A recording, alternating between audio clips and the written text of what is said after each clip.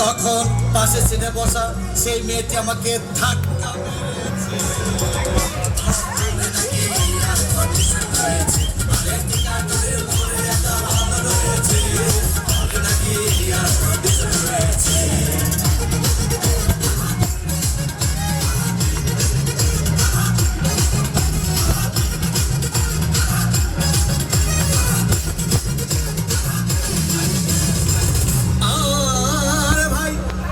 শেষ হয়ে গেল, মেয়েটি আমার রিক্সায় চেপে বললো, ডার্লিং খুব ক্ষুধা পেয়েছে, গেলাম মোস্তফা হোটেলে, খুব গোলা খাইলাম। হঠাৎ দেখি বয় একটা 1000 টাকার বিল এনেছে। বিল না দেখে তখন আমার মাথা ঘুরেছে।